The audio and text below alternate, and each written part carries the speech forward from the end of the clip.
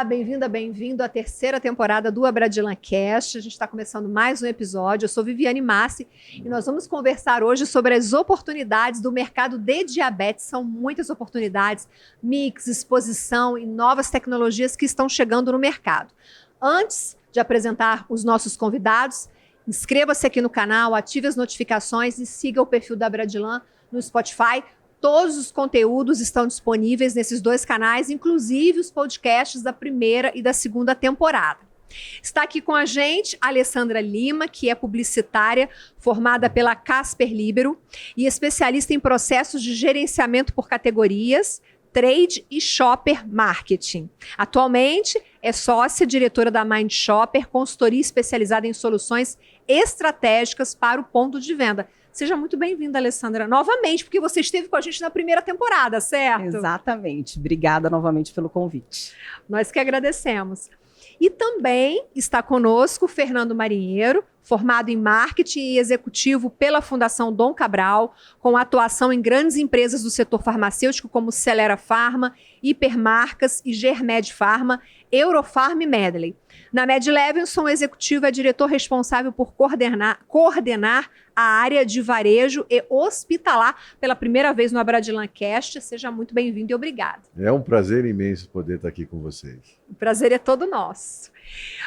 Mercado de diabetes. Eu quero começar a introduzir essa nossa conversa com alguns dados que a pesquisa feita pela Mind Shopper trouxe, inclusive dados que a pesquisa utilizou da Federação Internacional de Diabetes, né, para estudar um pouco como a farmácia lida com esse cenário que, eu não sei se eu posso dizer, Alessandra, que é preocupante, mas eu achei números bem preocupantes. Então, seguinte, no mundo a gente tem aproximadamente 540 milhões de pessoas com diabetes, isso dado mundial. A prevalência da doença dobrou nos últimos 40 anos. Estima-se que mais de 780 milhões terão diabetes até 2045, ou seja, o número de pessoas com a doença vai continuar subindo.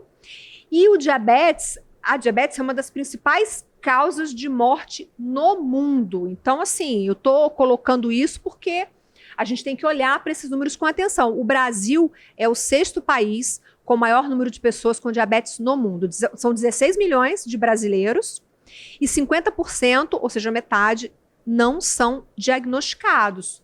Isso aqui foi o que mais me impressionou. Saber que você tem 16 milhões e que metade disso nem sabe que tem a doença. Infelizmente. Né? Para vocês, esses dados são preocupantes? Eu acho que, sem dúvida nenhuma, o fato do não diagnóstico é um dos fatores mais preocupantes. É uma doença silenciosa, né? Então, essa primeira parte que você traz, a gente faz muito uma curadoria para contextualizar quando a gente faz um estudo específico de shopper. E o que eu vejo muito, tem os dois lados, né? Tem um lado da preocupação, mas em contrapartida tem um lado para a farmácia da oportunidade, não só oportunidade de negócio, mas acho que uma coisa que a gente falou muito nessa Abradilan é a farmácia como centro de bem-estar, cuidando de saúde e não de doença. E aí o diabetes eu acho que é uma das vertentes que tem muita oportunidade nesse sentido, de realmente acolher, de cuidar, de entrar com o papel do farmacêutico de uma forma proativa. Eu brinco, eu falo, é um mar de oportunidades que tem para todos os lados, azul. Tanto de prestação de serviço como geração de negócio. Foi muito legal isso que você colocou, que a gente mostra esses números, a gente olha que esse mercado é um mercado muito potencial e fica parecendo assim, vamos só vender o medicamento. Não, então a oportunidade não é só para a venda, mas é uma oportunidade para atuar mesmo como estabelecimento de saúde, contribuindo, né, com o tratamento, contribuindo com o entendimento das pessoas sobre essa doença, como viver melhor com essa doença, e o farmacêutico pode fazer isso. Fernando, como você avalia? A gente está falando de oportunidade, qual a sua visão sobre isso? Olha só, Viviane, até indo um passo atrás, o diabetes, por ser uma doença silenciosa, dificilmente as pessoas sabem que se tem ou não tem. E como você bem colocou, né, é preocupante a gente ver que no Brasil grande parte não sabe se tem ou não tem. Então a farmácia ela tem hoje um papel muito importante, não só, né, na dispensação, no tratamento, na ajuda, mas na identificação disso, no diagnóstico disso, né? Desde o ano passado a gente tem, de uma forma mais clara, a farmácia como um centro de diagnóstico, pelo menos a nível de triagem, onde as pessoas vão começar a entender, tem alguma coisa errada, eu preciso procurar um médico, eu preciso entender o que é, até ter um diagnóstico estabelecido e fazer um tratamento adequado. Porque a diabetes, quando bem tratada, né, quando ela é bem cuidada, causa muito menos problema de internação, né, de custo, enfim. O bem-estar da saúde para essa pessoa que tem a diabetes, ela é muito melhor quando ela está melhor administrada. Então, a questão da prevenção no que tange a tenho ou não tenho, começa já por aí, né? E aí isso leva para uma oportunidade fantástica. O Brasil hoje tem 95 mil, né, pontos de venda, um pouco mais talvez, então tem uma capilaridade maravilhosa. A gente consegue, através das farmácias, estar muito mais perto da população. E a farmácia podendo fazer esse tipo de diagnóstico, a gente consegue começar a trazer para essa população uma oportunidade, né, dela poder entender já se tem ou se não tem, porque eu acho que esse é um bom começo. Você falou dos testes, eu quero entrar nos testes daqui a pouquinho, inclusive recordar, a gente teve uma resolução no ano passado da Anvisa autorizando os testes, mas antes eu quero falar um pouquinho dessa questão da informação, né? Que a informação, para quem tem diabetes, a informação é fundamental. Do que ela tem que fazer quando ela passa mal, do que ela pode, o que ela não pode comer. Então, o material até que a Alessandra disponibilizou para a preparação desse roteiro fala um pouco disso, que essa informação é a chave do sucesso no tratamento. Então, qual é a importância da farmácia nesse contexto? Acho que a gente está falando muito disso também, né? Sim, e eu vejo dois pontos que são fundamentais, né? Uma das coisas que a pesquisa aponta e que foi, acho que um dado Essa que pesquisa chocou, é recente? Essa pesquisa, salvo engano, a gente rodou o campo há 3 anos, aproximadamente. Tá. Né? E aí, esses dados a gente trouxe na Bradilan de 2023. Mas é uma coisa que corrobora, não é a primeira vez que a gente trabalha com a categoria como um todo. Essa pesquisa especificamente foi para a parte de devices, né, de acessórios, mas eu acho que tem 2 pontos importantes. Então, um ponto que a pesquisa trouxe, que foi uma certa surpresa, né, negativamente falando, que o paciente, quando diagnosticado, ainda que pela mão do médico, né, com todas as orientações, são orientações rasas, e ele acaba buscando alternativas, primeiro, né, para digerir o choque e depois para se acostumar com uma nova rotina. E essa nova rotina não é trazida pelo médico. Então, não é o médico que conduz, né, de uma forma profunda e adequada esse primeiro acolhimento. E aí a farmácia volta a ser um ponto importante, e assim como associações e outras vertentes que ele vai buscando se né, calcar ali para poder administrar o dia a dia. Agora, eu acho que tem um fator que é extremamente relevante, que na realidade não é nem um fator que saiu no estudo, mas que a gente vem observando, né, desde que fez o estudo para cá. Existe toda essa população, né, que possui aí a patologia, grande parte não diagnosticada, mas existe também uma condição de pré-diabetes. Essa condição de pré-diabetes, ainda que diagnosticada, ela tem um potencial de reversão. E aí que entra a farmácia com uma maneira absolutamente contundente, porque aí tudo que cerca o bem-estar ajuda muito nesse processo de você não chegar a ser efetivamente um diabético tipo 2, que é o que a gente tem aí mais comum, né? Menos dependente de insulina, mas até você chegar nesse patamar ainda existe uma estrada a percorrer. E essa estrada pode ser apoiada pela farmácia nesse sentido, né, de ser esse hub de saúde, por toda a recomendação do farmacêutico e tudo mais. Então, existem essas 2 vertentes. E se a gente for olhar, tem alguns números que indicam que um paciente com diabetes, em média, gasta 30% a mais na farmácia do que uma pessoa que não tem essa patologia. Então, é, de fato, um potencial muito grande. Então, temos várias avenidas aí, sabe, de crescimento. A sua pesquisa traz que o balconista, eu achei isso muito interessante, queria também falar sobre isso aqui, que o balconista é o grande influenciador. Explica pra gente o que você quer dizer com o balconista sendo o grande influenciador no tratamento, no acompanhamento da diabetes? Então, porque como, mesmo quando o paciente é diagnosticado e ele chega com uma recomendação médica, em geral, a primeira compra, ele acaba seguindo aquela recomendação. À medida que ele vai se aproximando no dia a dia da farmácia, um paciente que tem, né, que vai à farmácia, que tem diabetes, na média ele vai 2 vezes mais do que quem não tem. São quase 24 visitas ao ano. Então, 2 vezes por mês ele está ali na farmácia. E ele acaba estabelecendo uma relação de confiança. Então, uma recomendação que venha desse balconista, muitas vezes ele acaba tendo uma autoridade até maior do que o próprio médico, principalmente na recompra. E é o dia a dia, né? A rotina dele acaba sendo o dia a dia. E cuidar, né, ter diabetes é uma doença que custa caro, sobretudo na realidade que a gente vive no Brasil. Então, quando esse balconista acaba sugerindo outras alternativas, né, de uso, não especificamente de medicamento, mas tudo que gira em torno da diabetes, ele acaba sendo muito ouvido, né? Ele tem realmente ali uma influência muito grande. E acho que outro ponto que é super importante, a diabetes, ela tem todo um entorno de tratamento que alavanca a cesta de uma maneira absurda. Porque Quais são os principais produtos dessa cesta?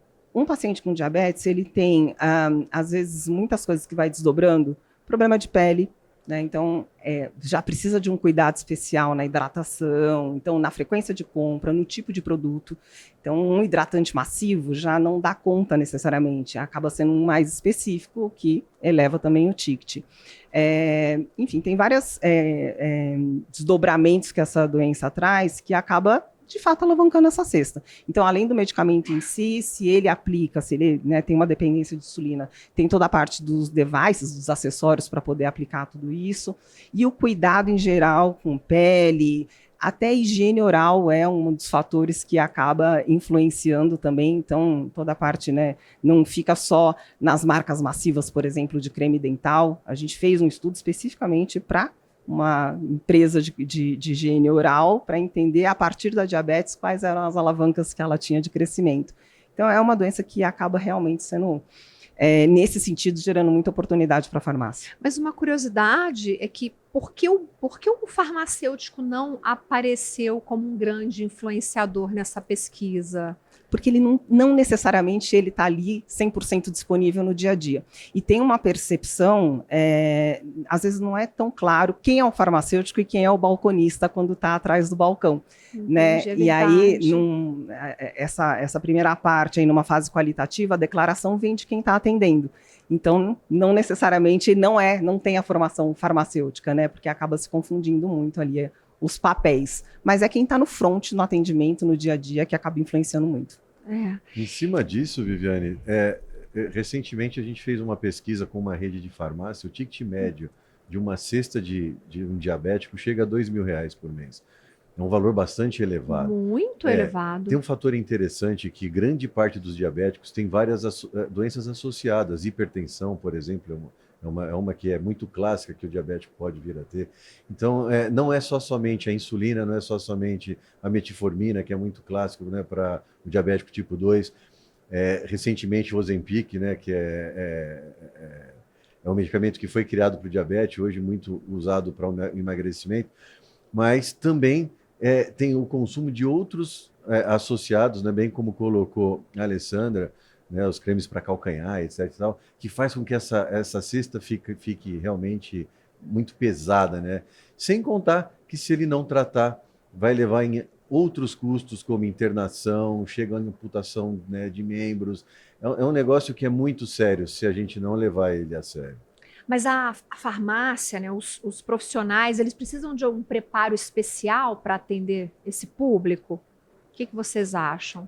Treinamento, precisa formação, de conhecimento, porque né? é um público muito diferenciado. Sem dúvida. Eu, assim, entendendo até, olhando um pouco pelo lado dos devices, né? Não é Devices são os glicosímetros, né? Os aparelhos para que você usa para poder medir o seu nível de glicose, né? Existem vários, a gente tem um que a gente está lançando recentemente, que é uma tecnologia bem diferenciada, que é como se fosse um adesivo, e a cada 5 minutos você tem no seu app o seu nível de glicose. ele toca um alarme, né, se você tem a sua glicose aumentada ou diminuída, ou se tem uma tendência para isso ou não, informa o pai da criança que isso está acontecendo. Então, hoje está muito mais avançado. Então, veja, esse é um tipo de coisa que o balconista, o farmacêutico, o profissional de saúde da farmácia tem que dominar, porque quando ele consegue instruir que existem essas possibilidades, que uma vez ele monitorando bem, ele vai conseguir se medicar bem, e tudo isso acontecendo de uma forma, né, boa, certamente o bem-estar e a saúde dele, né, vai estar garantido. Então a informação, concordo muito com o que a Alessandra disse, é fundamental, eles precisam ser informados para que consigam orientar bem, que sejam multiplicadores, né, dessas orientações. E eu acho que o balconista ele tem um papel super importante na condução, né, desse tratamento, no sentido de tudo que deriva, né, da patologia em si. Muitas vezes, se ele não tem um conhecimento um pouco mais profundo, ele não sabe direcionar adequadamente, por exemplo, se a pessoa está com problema de pele, se é derivado disso ou não, como ele conduz, como ele previne, né? Então, à medida que você recebe o paciente diabético, e muitas vezes é ali o paciente que é de primeira viagem, que está chegando, né, na patologia de alguma forma, como é que você conduz todos esses desdobramentos e oportunidades para que ele se previna? Então, não chegue a ter uma pele, né, que acaba ficando muito mais fina, muito mais delicada, enfim, muito mais suscetível. Como é que ele conduz isso daí, né? E, então, eu acho que isso também estabelece essa relação de confiança. E aí, sobre os devices, tudo que a gente está falando de acessórios, né, de dispositivos para poder mensurar, ou mesmo os acessórios, as próprias agulhas acabam sendo devices importantes. Ele também tem a oportunidade, então, ter conhecimento claro de quais são os programas, por exemplo, que indústrias oferecem para poder existem minimizar. muitos programas voltados para esse público? Para algumas indústrias, né, acabam oferecendo programas de desconto à medida que você se cadastre no programa como um todo, porque não é só o desconto, é justamente com o intuito de assistir esse paciente, né? Também de dar a mão para esse paciente. E aí o fio condutor é a farmácia, não é a indústria que chega direto no paciente. Não, né? Entendi. Eu quero me aprofundar um pouco mais nessa cesta, nesse mix de produtos, porque a gente tem um mix que é o mix do medicamento, que é o mix, eu aprendi hoje com vocês, devices, né? Vamos falar dos equipamentos, das tecnologias, para que todo mundo consiga compreender esse conteúdo. Não precisa se desculpar, é porque está no seu dia a dia, né?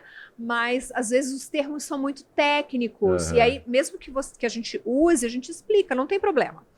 Então, vamos falar um pouco mais desse mix, porque eu quero falar do que compõe, do que está envolvido nisso, e como esses produtos devem estar expostos na farmácia.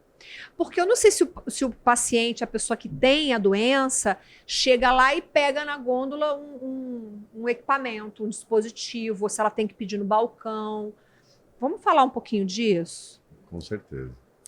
Bom, assim, acho que tem dois sortimentos, né? O que está atrás do balcão, e aí que vem pela mão do balconista, que são os medicamentos. Que é um atendimento assistido. Em algumas farmácias, mesmo esses dispositivos também estão atrás do balcão, muitas vezes por uma questão de segurança, porque tem um investimento um pouco maior. São caros para não serem furtados. Exatamente. Outras já desconfinam, né? Então já deixa ali um pouco mais para o acesso realmente, né? Dentro do autosserviço. Historicamente, a gente sabe que tudo que está no autosserviço tende a evoluir muito mais rapidamente, ou seja, o shopper acaba tendo mais intimidade com a categoria, acaba navegando melhor, contrário muitas vezes do que acham que confinado, pela indicação do balconista, o ticket é maior, não necessariamente, no autosserviço ele acaba evoluindo um pouco mais. Mas dependendo do layout da farmácia, da localização, do perfil do público, entendo que faça sentido confinar. Mesmo os que ficam confinados, muitas vezes ficam num balcão, mas de uma forma visível ali, num balcão transparente, que você consegue ter minimamente essa visibilidade. O ideal, eu sempre falo, né, independente até da categoria, é que a gente trabalhe muito mais por solução do que por uma venda transacional de produto. E solução é tudo que engloba um certo universo. Assim como tem o cantinho do bebê, que é tudo, né, que gira em torno do bebê, essa parte da diabetes também tem uma série de oportunidades aí de outras categorias, cuidado com a pele, mesmo cuidados com o cabelo, higiene oral, coisas que são específicas que a gente pode e deve agrupar ali.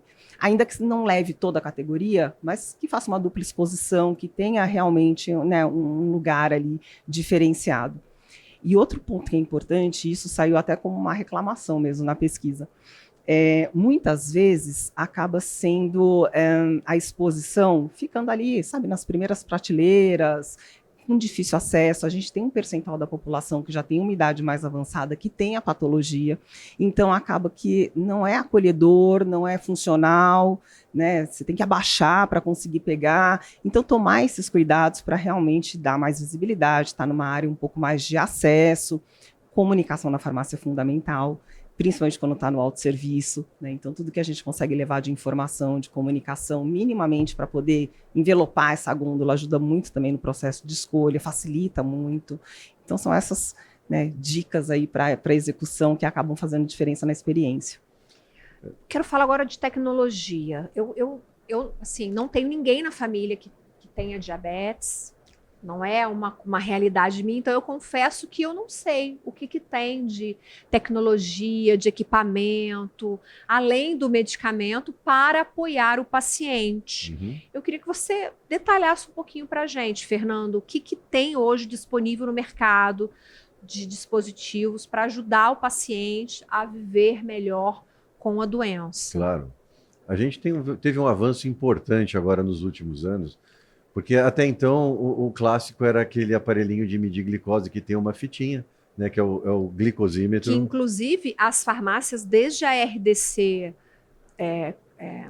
44, que é de 2009, elas já tinham autorização para realizar, ou não, tinham, né, para medir a glicose na farmácia. Ainda estava meio nebuloso como isso acontecia, porque, veja, é um aparelho que o próprio paciente pode comprar e pode se autotestar, né? Uhum. Então, como não estava muito bem regulamentado, isso acontecia, lógico, mas veja, isso é muito insuficiente. O glicosímetro ele vai dizer quanto que está o seu nível de glicose naquele minuto, né? Então, é uma foto. Hoje você tem uma possibilidade, depois da 786, e aí já bem regulamentado, né, de uma farmácia que tem assistência farmacêutica, ela tem um aparelho lá de hemoglobina glicada. Então, a hemoglobina glicada, ela te dá um resultado já um pouco mais longo e um pouco mais direcionado, como é que está o seu nível de diabetes, porque ela está te dando um filme, né, não somente uma foto. E vou além, como disse para você, né, recentemente a gente lançou um aparelho, já existe um no Brasil há alguns anos, mas a gente está trazendo uma tecnologia até um pouco mais avançada desse que já tem, que é o monitoramento contínuo de glicose, que é como se fosse um adesivo que fica fixado no braço ou na barriga, né, que você a cada... Eu já vi algumas pessoas na praia, inclusive eu me lembro de ter visto uma moça que ela estava com um dispositivo desse aqui no braço, e eu deduzi, não tinha certeza, mas eu imaginei que fosse relacionado a diabetes. A prova d'água, então você pode usar, você vai tomar banho, você vai ficar 15 dias, dura 15 dias, a cada 15 dias você troca. E o que ele faz, esse dispositivo? Olha, ele te traz o seu nível de glicose a cada 5 minutos, né, e aí vai te fazendo uma curva. Ele te informa, inclusive, qual é a sua hemoglobina glicada, dá para você ter essa versão também. Ele te gera um relatório. Eu consigo enviar on time para o médico, né? Ao mesmo tempo que eu estou vendo, eu posso permitir que o meu médico veja como é que está a minha glicose. No caso de uma criança, eu posso permitir que o pai da criança veja. Então, traz uma qualidade de vida para o diabético e uma segurança para quem acompanha em idoso, né? Poxa, tem dificuldade de fazer esse tipo de controle muito grande. E quanto mais preciso, quanto melhor você fizer o monitoramento, né, mais você vai conseguir tomar o seu medicamento da forma correta e melhor vai ser a sua qualidade de vida. Então a tecnologia ela vem de encontro de uma forma, né, gigante. E associado a isso já existem as bombas de insulina, né? Então esse aparelho ele lê, ele vai entender que você precisa de uma determinada quantidade de insulina, automaticamente essa bomba de insulina que também fica fixada no seu corpo, libera a insulina necessária, né? Então o diabético ele vai viver sem ter que se preocupar em fazer essa manutenção de insulina para que ele consiga ter um bem-estar, né, durante todo o tempo. O diabético tipo 1 tem uma necessidade maior de fazer esse acompanhamento, né? Só que o tipo 2, quando não controlado, e acaba tendo que insulinizar também, tendo que tomar insulina, também precisa desse controle, né, que é uma grande e é a maior parte dos diabéticos. É muito importante esse tipo de tecnologia para poder contribuir, porque, mais uma vez, quanto melhor você se prevenir, se cuidar, né, menos consequências ruins você vai ter, que é uma doença terrível. E uma pergunta para a Alessandra, que conhece bastante, né, da questão da gestão de categoria. A gente esteve com a Bradilan há uns anos atrás, conhecendo o mercado da Itália. E, por incrível que pareça, eu achei até paradoxal, lá tem muito celíaco. Quem come tanta massa, judiação ter muito celíaco, né? Mas as farmácias de lá, elas têm um espaço próprio para o celíaco. Então, todos os tipos de produto que o celíaco, né, pode consumir, tem na farmácia e é muito específico. Hoje eu vejo que algumas redes elas estão mais à frente na questão da gestão de categoria, mas quando você vai para a farmácia independente, que ainda tem muita carência de informação, a gente ainda não consegue ver, né, Alessandra? Você tem no máximo um espaço diet, né, você tem no máximo um espaço de equipamentos, mas eu entendo que o diabético ele precisaria, ele mereceria ter um espaço pro diabético, que ele entrasse na loja assim, tivesse um cantinho dele, sabe? Porque ali ele encontrasse os cremes, ali ele encontrasse os equipamentos, ali ele encontrasse todos os produtos que são inerentes a quem tem essa patologia, para ficar até mais fácil ele conhecer as novidades, ele se familiarizar com a categoria, né? E eu acho que isso, inclusive para a farmácia, tem um ganho importante. Né, Léa? Não, mas é isso mesmo, né? Quando a gente fala de sair de uma venda de produto para pensar numa venda de solução, é exatamente isso, né? Tudo que gira em torno de uma determinada necessidade, né? E que está ali para atender essa necessidade. Isso facilita a vida de quem compra, né? Do shopper, dá uma experiência melhor e, sem dúvida nenhuma, alavanca muito mais. Otimiza a jornada do início até o final. Tanto de tempo, quanto de gerar lembrança. Então, você acaba, né? Muitas vezes você volta, sai da loja, esqueci alguma coisa, tem que voltar. Então, a experiência como um todo é muito boa e, para a farmácia, sem dúvida nenhuma, acaba sendo uma alavanca grande aí de crescimento, de aumento de ticket, de uma série de coisas, né? Para o independente, o desafio sempre é maior, muitas vezes por conta do tamanho da farmácia em si. Mas não significa que não dá para fazer, né? É uma questão, por isso que entra ano, sai ano, eu acho que uma das pautas sempre mais desejadas aqui quando a gente fala do Conexão é sobre layout de loja. Como é que você organiza essa loja, independente do tamanho? O conceito se aplica, né? Mas precisa ter uma mudança realmente ali, né? Do olhar, porque às vezes a gente está tão habituado. Esses dias eu estava comentando, uma das redes de farmácia que a gente atendeu, tinha um grupo de categorias que eles chamavam de... Era tudo que ia na tomada, tudo que podia, ou ia pilha, né? Era eletrônicos. Assim, ninguém compra eletrônicos, entendeu? Ia do secador do cabelo até o medidor de glicemia. Gente, não existe isso. Mas é um olhar muito de quem vende, então é muito do varejo, ou um olhar de quem fabrica, da indústria. Aí tem que olhar para o shopper, né? Como é que o shopper espera? Como é que ele entende a categoria? Isso é interessantíssimo, porque quase todos os episódios que a gente gravou dessa temporada, o cliente foi colocado assim, olha, o cliente está no centro, tem que começar pelo cliente, tem que começar pelo shopper, tem que entender as necessidades dele primeiro, para depois tomar qualquer outra decisão, né? E, Fernando, você falou dessa nova tecnologia, mas ela é acessível, ela é uma tecnologia cara para quem tem a doença? Como toda tecnologia nova, né, boa tecnologia, ela ainda tem um custo menos acessível. A gente acredita, inclusive os endocrinologistas acreditam e gostam muito dessa nova tecnologia, que esse deve ser o modelo para o futuro, né? Quando ela conseguir ter um preço que seja mais acessível, porque é menos traumático, não precisa ficar picando o dedo, enfim, ela gera um nível de segurança muito maior. A gente acredita que em algum momento, quando a gente conseguir trazer isso de uma forma mais econômica, o nosso país ele tem, infelizmente, uma necessidade de ter produtos, né, que tenham um valor agregado bem menor. A gente acredita que isso deva ser a principal forma de se fazer o monitoramento da glicose. Ainda não é, né, ainda é limitado. Esse mercado hoje ele tem um só aparelho, o nosso é outro aparelho que está chegando.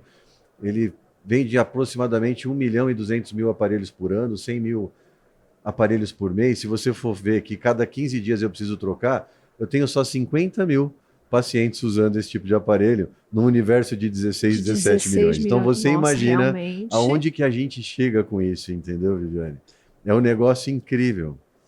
Mas até complementando essa questão, né, de trazer tecnologia no monitoramento, uma das coisas que a pesquisa apontou é que é literalmente uma dor a questão da picada, né? Seja para aplicar a insulina, seja para monitorar o seu nível glicêmico. É uma dor não só física, mas é uma dor psicológica mesmo, né? É uma dos lastros que vem com o diagnóstico do diabetes.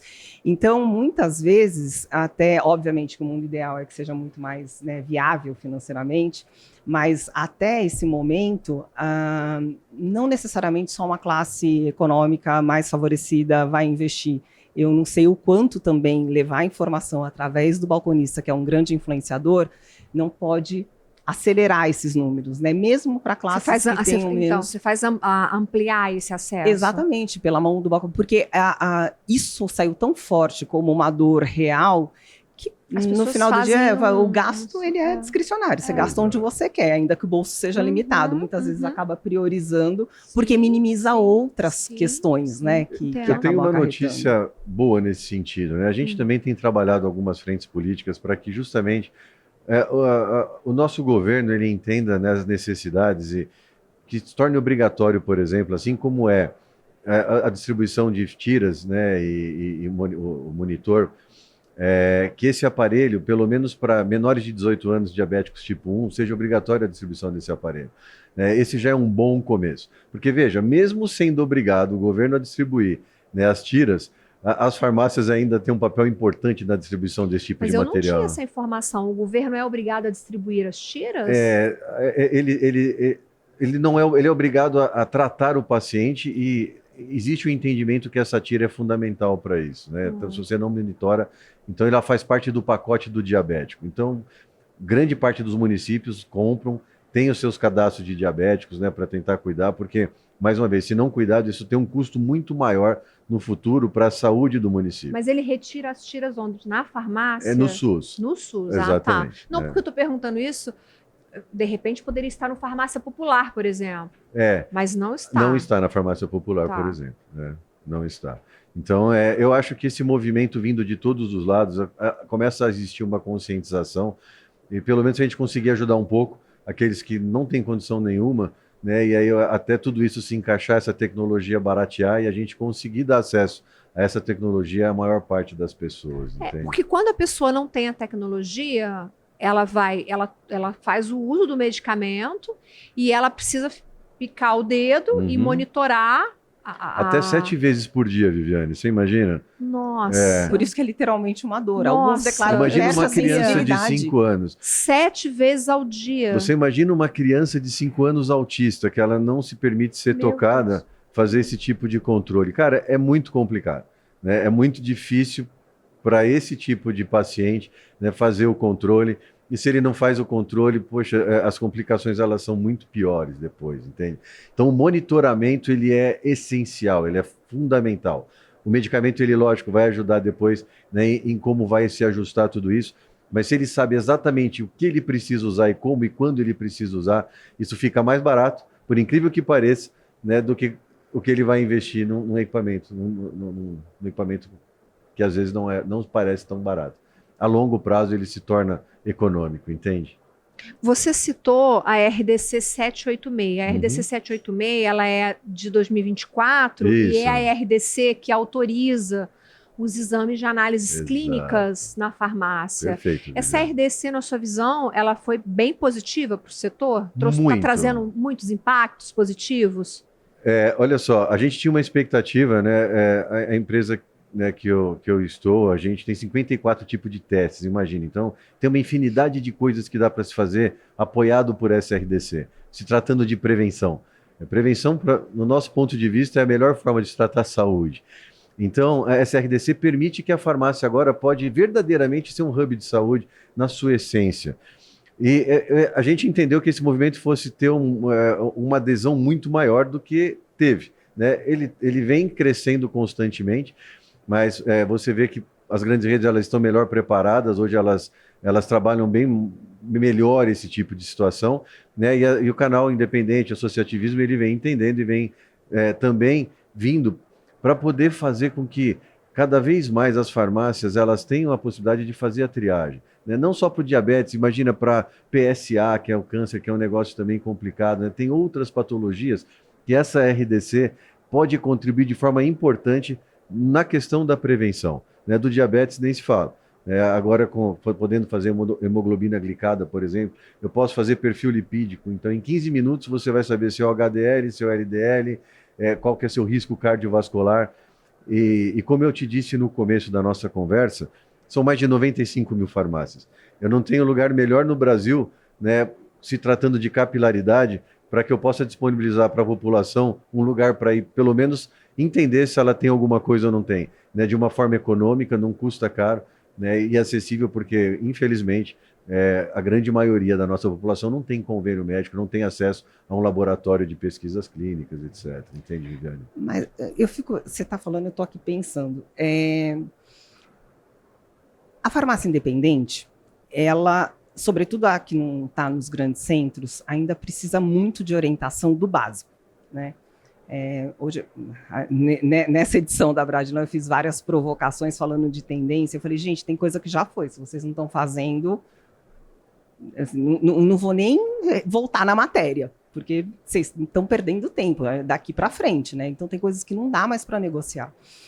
E aí, quando a gente olha uma rede, uma farmácia independente que vem num lugar como esse, buscar informação de como trabalha o layout da loja, que é o básico, eu fico pensando, quando você falou em relação à adoção, aí, né, depois da liberação da RDC, o quanto esse dono de farmácia ainda não está, primeiro, né, o quão crédulo ele está, porque existe investimento por trás, porque tem um protocolo para estabelecer uma clínica, né, o quanto ele faz o investimento acreditando que esse investimento retorna, o quão preparado ele está e o quão orientado ele está. Né? Então, eu acho que é um movimento extremamente legítimo, concordo, porque é ali onde está a capilaridade, né? E o papel realmente do farmacêutico. Mas o quanto a gente não tem, e aí eu vou passar a bola muito mais para você do que para mim, eu com conhecimento, mas você, além de conhecimento de informação, também de liderar um movimento de começar a multiplicar essas clínicas, visto que, né, a indústria também tem um benefício muito grande à medida que você vai ampliando aí as clínicas dentro da farmácia. Porque acho que falta.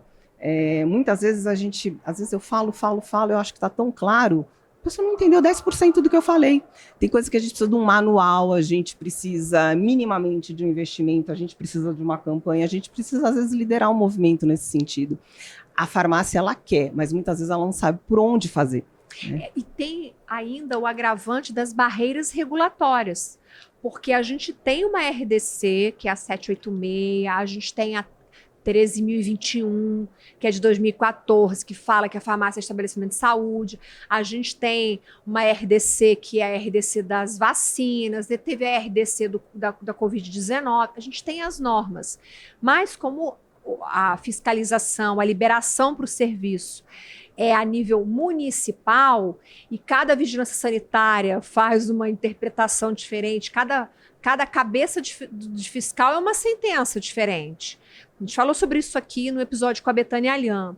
E essas barreiras acabam desestimulando. A farmácia, às vezes, ela desiste, porque o Ricardo Valdetaro, que deu um testemunho dele aqui, ele falou, Viviane, olha, para fazer o serviço X, eu tive de ir 4 vezes à vigilância sanitária, eu fui 4 vezes pessoalmente. Então a pessoa fala, deixa isso para lá, não vou me envolver com isso que está dando muito trabalho. Então tem a norma, mas a burocracia ainda dificulta muito, né? Eu concordo com você, Viviane, a gente ainda precisa amadurecer mais essa RDC para, se pudesse fazer de uma questão federal, seria a melhor dos mundos. A gente criou um centro de treinamento justamente para trazer o pessoal do varejo, da farmácia, para entender exatamente como funciona e tentar, para cada região, a gente está customizando, né, para que ele entenda como na região dele funciona. Eu concordo com você, Alessandra, faz parte do nosso papel a gente divulgar, porque às vezes a farmácia, na maior parte das vezes, a farmácia entende que a questão de fazer teste na farmácia é comprar um teste e vender um teste, que margem me deixa, é muito além disso. Né? Quando eu trato isso como um hub de saúde, como um centro de saúde para essas farmácias ainda mais periféricas, onde ela tem uma responsabilidade grande sobre a saúde daquela população que está ali, que não tem às vezes nem uma UBS, enfim, não tem nenhuma outra alternativa, é fundamental que ela tenha isso lá, porque isso vai fazer com que o paciente esteja dentro dela, que ela conheça esse paciente, que ela consiga interagir com ele de uma forma muito mais inteira do que somente vender um teste, do que somente vender um medicamento. E assim, eu vou um pouco além.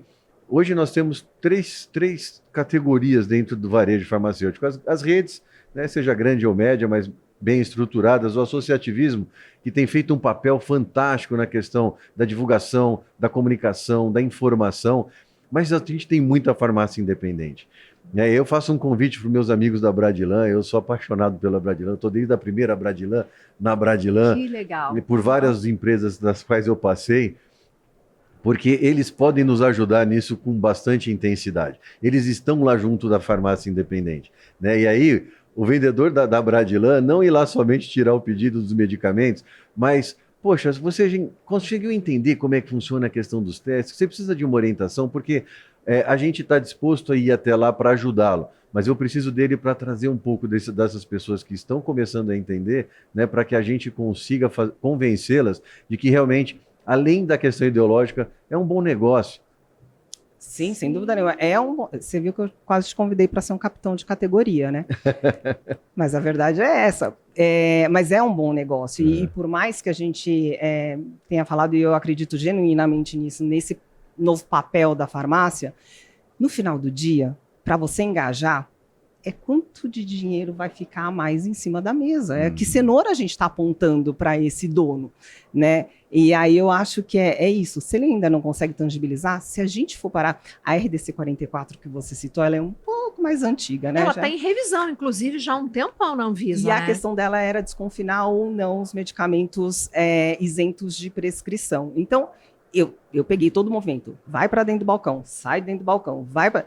E nesse de vai e volta, muitas farmácias, dependendo da região, não hoje, eu estou falando de mais, né, há alguns anos atrás, decidiram deixar realmente dentro do balcão, porque eu vou mexer de novo no meu layout, e aí acreditando que o balcão, o balconista, o farmacêutico influencia muito mais a venda, então vou deixar como está. Foi um longo caminho até de convencimento para poder falar, não, traz para fora os MIPs, porque de fato vende muito mais.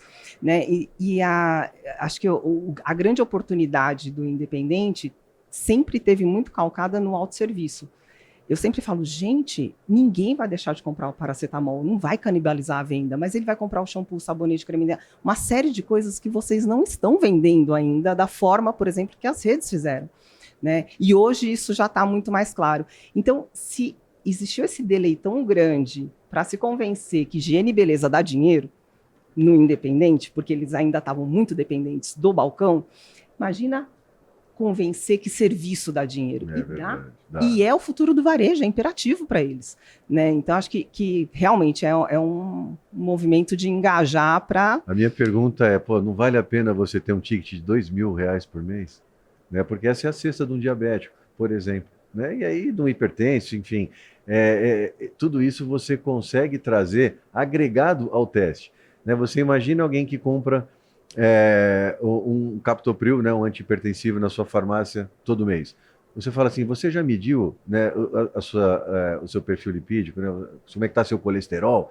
Aí ele vai falar assim, poxa, não. Pronto, você traz ele para dentro, você vai fazer um teste, ele vai sair de lá confortável, vai criar uma relação de confiança e ele não vai mais buscar preço, ele vai buscar aquele que está tratando ele bem, aquele que está cuidando dele, né, como um paciente, como um ser humano, inclusive, que tudo isso faz parte do contexto no final do dia, sabe? É isso aí. E a gente tem outros episódios aqui dessa temporada batendo muito nesse ponto, sabe, Fernando? Porque a farmácia, as farmácias vendem os mesmos produtos, é commodity. Isso. Então, como ela se diferencia da concorrência. Cada um tem que olhar para si, olhar para o consumidor, olhar para o seu próprio cliente, para a região onde está atuando, identificar a demanda daquela região e tentar desenvolver um trabalho voltado para aquele perfil. Claro. Porque o medicamento para controlar a insulina, ele vai achar em qualquer farmácia, né? Isso não é um diferencial, mas o serviço é que traz esse diferencial, né? Eu acredito muito nisso. Bom, eu já passei pelos meus pontos. Quero saber se vocês querem acrescentar alguma coisa que a gente não tenha falado, que ficou para trás, que vocês consideram importante, ou não, ou se a gente já pode encerrar. Bom, Vivi, eu quero agradecer de novo estar aqui. É sempre Eu que um prazer. agradeço. E eu acho que o recado final que fica é isso, né? Quando você fala, a farmácia tem que olhar para o seu público, a segmentação. Nessa edição eu falei de hiperpersonalização, como é que você trata de uma maneira individualizada, né? E eu acho que, querendo ou não, é uma das categorias, né? Que a diabetes, embora seja uma patologia, leva a gente aí com uma série de oportunidades e a farmácia precisa ficar de olho no que vem pela frente, porque cada vez mais o que vem pela frente já está chegando, né? E a oportunidade de negócios para eles, eu acho que é isso. Muito obrigada, tá? Você quer deixar um agradeço. contato, seu perfil, alguma coisa? No Instagram, @mindshopper, tudo junto. Ok. E LinkedIn, Alessandra Lima. Ok. Fernando, muito obrigada. E se quiser deixar também os seus contatos ou um recado final. Eu queria agradecer novamente, Viviane, a oportunidade de estar falando de um tema tão relevante. Tem uma questão ideológica muito importante, né? Eu estou nesse negócio de saúde há 30 anos e lógico que a gente tem um propósito, né? Meu propósito era me tornar um profissional importante para o negócio, mas também, se tratando de saúde, tem um propósito de vida que eu acho que é fundamental. Quando a gente fala de diabetes e quando a gente procura cada vez mais falar sobre diabetes, a gente está comunicando, a gente está, para quem está nos ouvindo, né, de repente não sabia que tinha um device, um aparelho novo para poder fazer esse tipo de medição, né, então ele vai procurar saber, ele vai procurar se tratar de uma forma melhor. Quanto mais a gente puder falar sobre isso, eu acho fantástico, né, agradeço bastante e peço para quem está ouvindo e puder, trate com carinho, né, essa questão do diabetes, porque além de você estar fazendo um bem enorme à humanidade, você está fazendo um bom negócio, pode acreditar. Isso é muito bom, né, gente? É sensacional. Muito bom. Muito obrigada. Não por isso. Obrigada a você. Obrigado. Deixe o seu like, compartilhe este conteúdo, comente o que você achou e a gente se vê em breve. Obrigada. Tchau, tchau.